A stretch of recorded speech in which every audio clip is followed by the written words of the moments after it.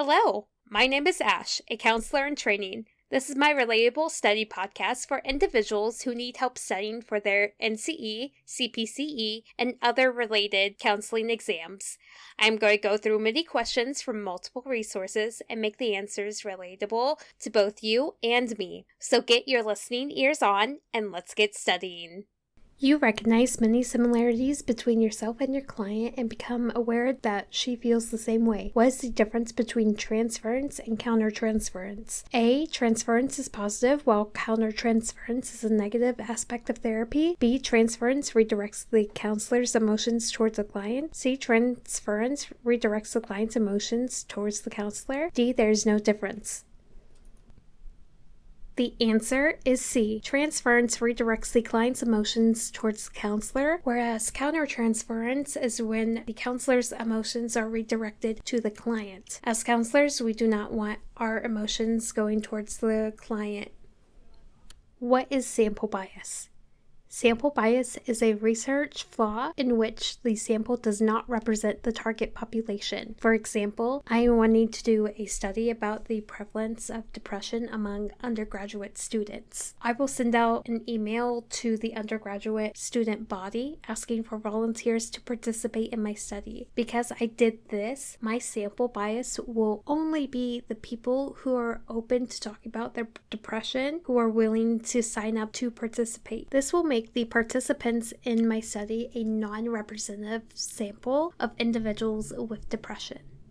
Initially, Ginsberg and his associates viewed career choice as irreversible and the result of compromises between wishes and realistic possibilities. This theory identifies 3 stages of career development: A. Informal, formal, and concrete; B. Fantasy, tentative, and realistic; C. Sensomotor, formal, and concrete; D. Oral, anal, and phylactic.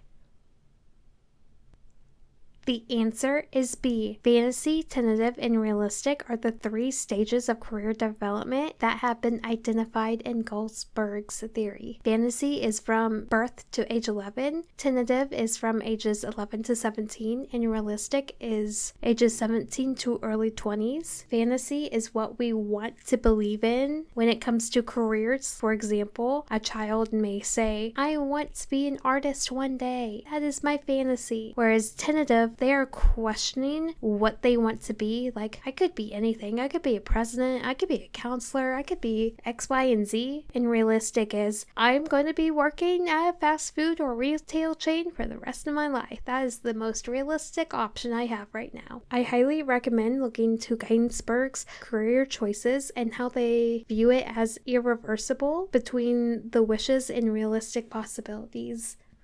What is a sample size? A sample size is the number of observations or individuals who are included in a study or an experiment.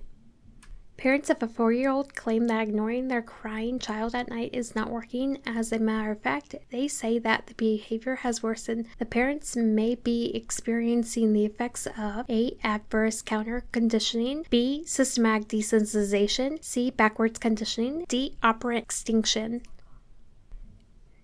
The answer is operant extinction. Operant extinction is the process of reducing or eliminating a reinforced behavior by no longer providing the reinforcing consequence that was maintaining the behavior. The effect that these parents are experiencing is spontaneous recovery in the operant extinction because it is the return of the behavior, which is the 4-year-old crying at night, and that reinforcement stops occurring. I would highly recommend looking into operant extinction and spontaneous recovery for this specific scenario.